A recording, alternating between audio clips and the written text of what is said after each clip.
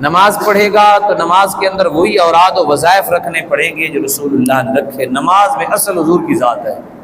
زکوٰۃ دے گا، لاکھ صدقے کرتا رہے، خیرات کرتا رہے، غریبوں کا گھر بنا کے دے، لیکن وہ طریقہ جو رسول اللہ نے بتایا وہ کرے گا تو اس کی زکوٰۃ ادا ہوگی.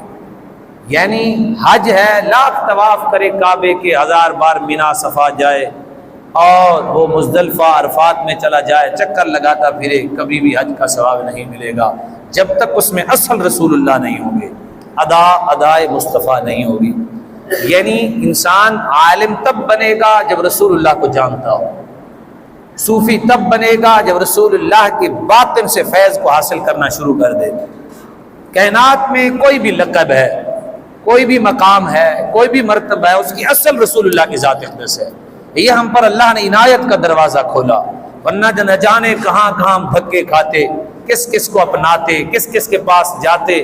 اللہ نے فرمایا میں نے ایک محبوب دے دیا ہے، ان کی اطاعت میری اطاعت ہے، ان کی اتباع میں ان سے محبت کروں گا جو ان کی اتباع کریں گے. ایک محبوب عطا فرما دیا، فرمایا بس میرا محبوب ہے، تمہارا بھی محبوب ہے، محبوب ہونے میں سب کا ایک ہے، تم ان کی اطاعت و اتباع کرتے جاؤ، جہاں بھی کھڑے ہو میں تمہیں مقبول کر لوں گا، میں تمہاری بخشش کر دوں گا. تو اللہ نے ہمارے آقا و مولا صلی اللہ علیہ وآلہ وسلم کی نرالی شان بیان فرمائی. فرمایا کہ وہ نبی ہیں سچے اللہ کے نبی، اور وہ نبی جو ہیں وہ امی ہیں. ایسے نبی ہیں، ہر نبی آئے، ٹھیک ہے، وہ کرنو بدلی رسولوں کی ہوتی رہی، چاند بدلی سے نکلا ہمارا نبی. نبی آئے، تشریف لائے، چلے گئے، قانون لائے، ان میں تبدیلیاں ہو گئیں، وہ صحائف لائے، ان کے اندر تحریف ہو گئی. لیکن جب ہم سب کے آقا و مولا، ہم سب کے محبوب و محب صلی اللہ علیہ وسلم تشریف لائے، ایسا کرم ہوا، ایسی رحمت ہوئی کہ اللہ نے ایک دروازہ کھولا. فرمایا صدیق بھی یہیں سے صدیق ہوگا، ابو بکر بھی یہیں سے ابو بکر ہوگا، عثمان کا حیا بھی یہیں سے نصیب ہوگا، حیدر قرار کو شجاعت بھی اسی سے نصیب ہوگی، مسلم بھی انہیں کی اتباع میں بنے گا، مومن بھی انہیں کی اتباع میں مرے گا، جنتی بھی انہیں کو مان کر بنے گا، عالم بھی انہیں کو جان کر بنے گا، صوفی بھی انہیں سے فیض لے کے بنے گا.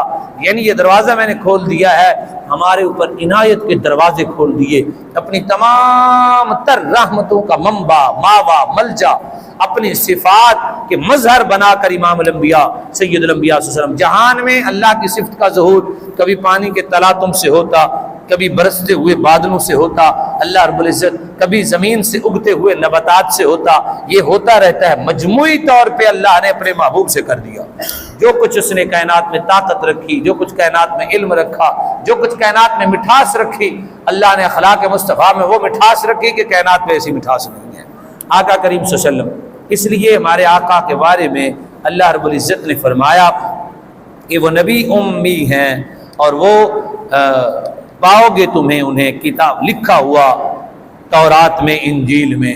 ابھی یعنی تورات جو ہے نا آئی تھی، انجیل نہیں آئی تھی. اللہ نے پہلے بتا دیا، اب انجیل میں بھی ان کا ذکر ہے. تورات میں تم پڑھ رہے ہو، انجیل میں ان کا ذکر ہوگا، اور وہ نیکیوں کو حکم دیں گے، برائیوں سے روکیں گے. یہ ہے اتباع مصطفیٰ کا طریقہ. اور وہ پاکیزہ چیزوں کو حلال کریں گے اور پلید چیزوں کو حرام کر دیں گے. لوگوں کا بوجھ ہٹائیں گے، بوجھ اٹھائیں گے. کیسے نبی ہیں جی؟ لوگوں کا بوجھ اٹھائیں گے. یہاں میں جملہ ایک بول دوں، تلخ تو ہے. حضور کا امتی جو حضور کے دین کا پہرے دار ہے، وہ امت کا بوجھ اٹھائے گا حضور کے توسل سے. آقا کریم صلی اللہ علیہ وسلم سے فیض لے کر، اس میں قوت نہیں، لیکن حضور سے فیض لے کر امت کا بوجھ، گناہوں کا بوجھ، خطاؤں کا بوجھ، غربت کا بوجھ، پریشانی کا بوجھ، وہ جس قدر اس کے پاس طاقت ہے، اس طاقت کے مطابق امت کا بوجھ اٹھائے گا. کیونکہ رسول اللہ صلی اللہ علیہ وسلم نے، اللہ نے شان مصطفیٰ بیان فرمائی ہے، نہ چاہے کہ وہ آتے ہوئے 50,000 مانگے بوجھ بن جائے، لاکھوں روپے مانگے بوجھ بن جائے. جو بوجھ بنا وہ حضور سے فیض نہیں لے رہا، وہ کسی اور جگہ سے لے رہا ہے. جس نے بوجھ امت کا ہٹایا، امت کو مصطفیٰ کی دربار پہ حضور کی بارگاہ میں پہنچایا، اس نے ان کا بوجھ اتارا ہے. وہ صحیح آقا کریم صلی اللہ علیہ وآلہ وسلم کی وراثت سے حصہ لے رہا ہے، اس کا باطن صحیح ہے. اور والاغلال التي كانت عليهم، جو ان کے گلوں میں طوق ہیں، وہ بھی امام الانبیاء کی شان مبارک ہے، وہ اتار دیں گے. وہ طوق جیسے ہی رسم و رواج ہیں، جو جی چاہا کر لیا، جو جی چاہا نہ کیا، کسی کو کیا بنا دیا، کسی کو حضور نے سارے توق اتار کے پھینک دیے۔ کیا تم نے بتوں کے سامنے کھڑنا ہے؟ کیا ستاروں کو تم نے سجدہ کرنا ہے؟ کیا تم نے آگ کی پوجا کرنی ہے؟ اور پھر گناہوں پر سزائیں اس قدر کے قتل کر دیا جاتا، ستونوں سے باندھ دیا جاتا، وہ جسم کا حصہ پلیدی والا کاٹنا پڑتا، وہ کپڑا کاٹ کے پھینکنا پڑتا۔ حضور آئے تو وہ سارے بوجھ اتر گئے۔ آنے واحد میں غسل فرض ہو، وضو فرض ہو، کپڑے پلید ہوں، گھر میں ہو، گلی میں ہو، محلے میں ہو، اپنے ملک میں ہو، کسی اور جگہ پہ ہو، دن میں ہو، رات میں ہو، صبح میں ہو، شام میں ہو، جہاں بھی کھڑا ہے وہ توبہ کرے گا سچی، اسی وقت اللہ اس کی توبہ قبول فرما لے گا۔ اسی وقت اللہ اس کی توبہ قبول فرما کے سچی توبہ ہوگی تو پچھلے گناہوں کو بھی وہ نیکیاں بنا دیتا ہے۔ تو ہمارے آقا مولا صلی اللہ علیہ وسلم کو اللہ نے یہ شان تعریف کی کہ امی نبی کیسے ہیں، وہ کائنات کے حقائق سے واقف ہیں، اشیاء کی حقائق کا اللہ نے انہیں علم دیا ہے، جس طرح کہ آدم علیہ السلام کو اشیاء کا علم عطا فرمایا۔ میں اب آپ کی بارگاہ میں ہمارے آقا مولا صلی اللہ علیہ وسلم امی ہیں، یہ احباب جو درس قرآن میں بیٹھتے ہیں وہ تو خوب سمجھتے ہیں، لیکن میں برکت کے لیے پھر آیت کو پڑھ رہا ہوں کہ حضرت ابراہیم علیہ السلام نے اللہ رب العزت کی بارگاہ میں عرض کی کہ یا اللہ، میں ذرا دیکھنا چاہتا ہوں تو زندہ کو، مردہ کو زندہ کیسے کرتا ہے، کس طرح تو ان کو زندگی عطا کرتا ہے۔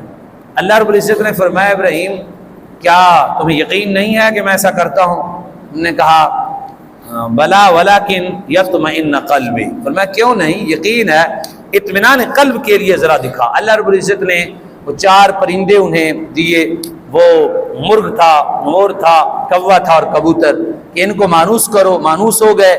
پھر فرمایا مانوس کرنے کے بعد ان کو ٹکڑے ٹکڑے کرو، ٹکڑے قیمہ بنایا، ذبح کیا، پہاڑوں پہ رکھو، فرمایا پھر بلاؤ۔ جب بلایا تو ہر کسی کا ٹکڑا نکلتا گیا، ہڈی نکلتی گئی، جڑتی گئی، سامنے جناب سانچا بھی نظر ایسا نہیں آتا جو سانچے میں لوگ چیزیں ڈھالتے ہیں، جیسے میرے رب نے انہیں وہ 4 پرندے بنا کے دکھا دیا۔ ہڈیاں سامنے بنتی نظر آئیں، گوشت چڑھتا گیا، اوپر آئے وہ مرغ اپنی آواز میں، ہاں جی، مور اپنی آواز میں، کبوتر اپنی آواز میں، کوا اپنی آواز میں، آنے واحد میں پہلے وہ سارے کے سارے زندہ تھے، ذبح کیے، ٹکڑے کیے، قیمہ بنایا، پھر جز جز کر کے پھر لائے اور اللہ نے اسی وقت زندہ کر دیا۔ اور دیکھا ایسا، ذرا یہ ہے پرندوں کی ساتھ بات کرنا۔ اسی طرح اللہ رب العزت نے قرآن مجید میں فرمایا یہ جو پرندے ہیں ان کو میں نے مسخر کر دیا ہے۔ یہ جو فضا میں اڑتے ہیں نا، یہ پرندوں کی قوت نہیں ہے، یہ اللہ کی ان پر عنایت ہے، یہ اللہ نے ان کو مسخر کر دیا ہے۔ اللہ قرآن مجید میں پوچھا ہے ما یمسکہن، فرمایا اس کو کس نے روکا ہے، ان کو کن نے روکا؟ اتنا سا پرندہ ہم اوپر سے دیکھیں تو چکر آ جاتا ہے، اور وہ اتنا سا پرندہ وہ کہاں کا کہاں گیا کھڑا ہوتا ہے اور اس کو کوئی چکر نہیں آتا، وہ بڑی موج سے کھیل رہا ہوتا ہے۔ تو اللہ پوچھتا ہے ہم سے، فرمایا ما یمسکہن، اس کو کس نے روکا ہے، اس کو کس نے روکا ہے؟ الحمدللہ ہے پاک پروردگار، تو ہی نے روکا ہے۔ ہمیں یقین ہے اور ہمارا ایمان ہے ہمارے رب کے بغیر کون کر سکتا ہے؟ فرمایا الا اللہ، اللہ ہی ہے جس نے اسے روکا ہے۔ فرمایا ان کو جس نے روکا ہے وہ اللہ کی ذات ہے۔